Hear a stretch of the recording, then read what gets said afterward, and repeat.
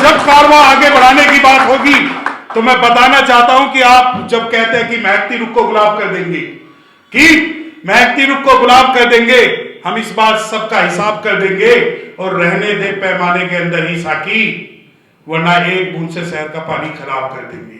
अब वो ये बात तो नहीं लिखते कि वो बुद्धिस्ट जो ऑर्गेनाइजेशन है वो आरएसएस वाली हैं, बामसेफ वाली हैं, बाबा साहब वाली हैं। क्योंकि सबसे पहले तो मैं दलित मंडल साहब को ही क्रिटिसाइज करने के लिए खड़ा हुआ हूं कि जब दलित मंडल साहब जब कहते हैं कि जितना राजेंद्र पाल गौतम ने कर लिया उतना भी छोड़ दे तो काफी है, नहीं छोड़ने देंगे, छोड़ना नहीं है, आगे बढ़ाना है और उसी प्रकार बढ़ाना है कि जिस प्रकार बाबा साहब डॉक्टर भीमराव अंबेडकर साहब जब कहते थे कि एक कारवां कम से कम पीछे नहीं जाइए तो रोक दे, पर यहां तो आपने जब इंटरेक्शन किया है तो ये वकीलों का इंटरेक्शन है मंडल साहब, ये कारवां आगे बढ़ेगा वहीं नहीं रुकेगा। और अगर वकीलों ने भी एक कारवां रोक दिया तो ये जो आज हमने ऑर्गेनाइजेशन जो आज में हमने ये ऑर्गेनाइज किया वो नहीं करेंगे। और जब आज हम यहाँ इस प्रांगण में बैठे हुए हैं और मैं वकीलों की बात करूंगा तो मैं आश्वस्त करना चाहता हूं इस पूरे समाज को कि हर गली से राजेंद्र पाल गौतम निकलेगा, हर गली से। और जब कारवां आगे बढ़ाने की बात होगी तो मैं बताना चाहता हूं कि आप जब कहते हैं कि महकती रुख को गुलाब कर देंगे, कि महकती रुख को गुलाब कर देंगे, हम इस बार सबका हिसाब कर देंगे और रहने दे पैमाने के अंदर ही साकी, वरना एक बूंद से शहर का पानी खराब कर देंगे। तो ये तो जो एक बूंद चली, जब ये कहते हैं कि भैया ये तो अपना धर्म का जो है धर्म का प्रपंच चला रहे हैं, धर्म परिवर्तन करा रहे हैं। अरे भाई आपके लिए हो सकता है ये धर्म हो, मेरे लिए धम है। या तो आप ये डिक्लेयर कर दीजिए कि भगवान बुद्ध विष्णु के 9वें अवतार नहीं है, और अगर आप ये मानते हैं कि भगवान बुद्ध विष्णु के 9वें अवतार हैं तो आपको ये डिक्लेयर करना पड़ेगा कि ये धर्म परिवर्तन कैसे है। परंतु आप नहीं कर पाओगे, क्योंकि आज मैं इस मंच के माध्यम से कह रहा हूं कि मैं 33 करोड़ देवी देवता, 27 भगवान और 9 अवतारों को नहीं मानूंगा। वो इसलिए भी नहीं मानूंगा क्योंकि बाबा साहब डॉक्टर भीमराव अंबेडकर साहब जब 22 प्रतिज्ञाएं लेते हैं तो लोग सोचते हैं, अभी मैं रिसेंट में एक खबर पढ़ी थी, शायद राजेंद्र पाल गौतम भी इस बात से इत्तेफाक रखते हो कि कुछ बुद्धिस्ट ऑर्गेनाइजेशन ने राजेंद्र पाल गौतम के खिलाफ जो है शिकायत थी।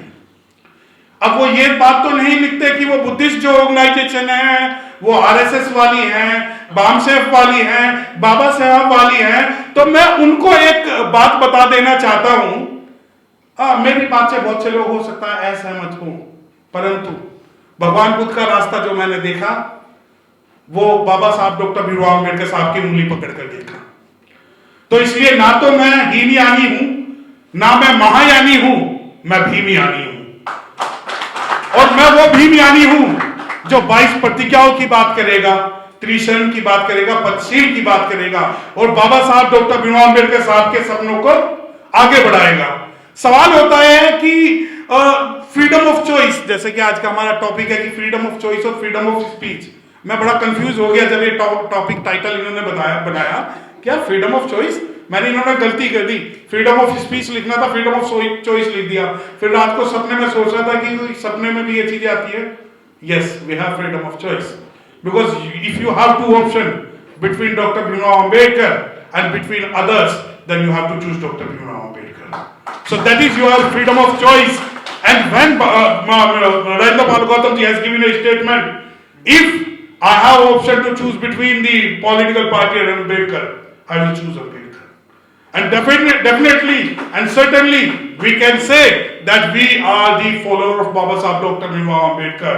And we will all 22 vows whenever we challenge us. और अगर आप ये चैलेंज करते हो कि आपकी इस एफआईआर की नौटंकी से, जैसा दलित मंडल साहब भी लिखते हैं कि भाई भारत का पहला मामला है कि जिसके अंदर 22 प्रतिज्ञाएं बोलने पर थाने में बुलाया गया। दलित मंडल साहब भारत के थाने कम पड़ जाएंगे, इतने वकील 22 प्रतिज्ञाएं करेंगे कि वो उनके थाने कम पड़ जाएंगे, परंतु हमारी 22 प्रतिज्ञाएं कम नहीं पड़ेंगी। और 22 प्रतिज्ञाएं आप शुरू में तो बोल देते हो कि ब्रह्मा विष्णु महेश को नहीं मानूंगा, ये आपत्तिजनक है, लेकिन जब 13वीं 14वीं प्रतिज्ञा की बात होती है कि मैं मानवता की बात करूंगा, मैं सद्धर्म की बात करूंगा, तो आपका जो आपके मुंह में दही जम जाती है उस पर आप नहीं बोलते। वो आप इसलिए भी नहीं बोलते क्योंकि आपको पता है कि आपकी रगों में गुलामी है। बाबा साहब डॉक्टर भीमराव अंबेडकर साहब तो अकेले थे जब 14 अक्टूबर 1956 को उन्होंने इनकी चूल्हे हिला दी थी। आज तो फिर भी हम करोड़ों हैं और इनकी चूल्हे नहीं, हम रिश्ते नाबूद ही कर देंगे अगर हमें ये छेड़ते हैं। और मंत्री पद, मैं मंत्री जी से डायरेक्ट इनडायरेक्टली एक बात कहना चाहता हूं, आप थोड़ा और आगे बढ़िए, आप थोड़ा और आगे बढ़िए, फिर देखते हैं कि जो ये हवा है कि किस ओर चलती है। क्योंकि अगर हम आज यहां पर आए हैं तो इस वजह से आए हैं कि एक दुष्यंत का एक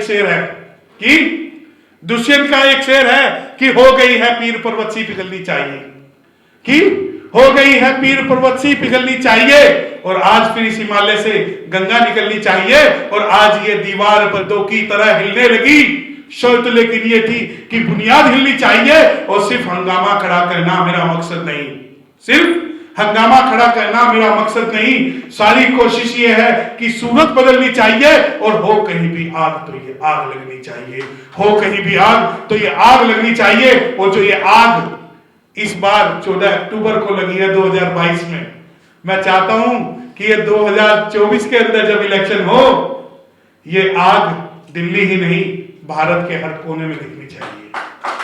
और ना केवल भारत में, जब आप कहते हैं कि बुद्धिज्म की 41-42 कंट्रियां हैं, उन 41-42 कंट्रियों में हमारी आवाज उठनी चाहिए कि हम वो लोग हैं जो कुर्बानी देना चाहते हैं, परंतु अगर ये सोचते हैं कि ये इस कम्युनिटी के लॉयर्स और इस कम्युनिटी के सामाजिक आंदोलनकारी कायर हैं, तो हम कायर नहीं है।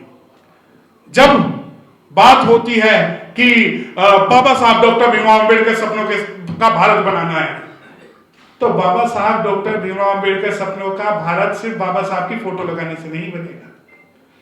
वो बनेगा तो 22 प्रतिज्ञाओं से बनेगा। अगर Buddhism is complete without the Ambedkarism, Buddhism is complete without the Ambedkarism, but Ambedkarism is incomplete without the Buddhism. अगर अम्बेडकरवाद में से आप बुद्धिज्म को निकाल देते हो तो उनकी आत्मा मर जाएगी। तो उस आत्मा को जीवित रखने के लिए हम सभी को अपने अंदर बाबा साहब डॉक्टर भीमराव अंबेडकर साहब की जितनी भी प्रतिज्ञाएं हैं या जितने भी निर्देशन है वो रखने पड़ेंगे।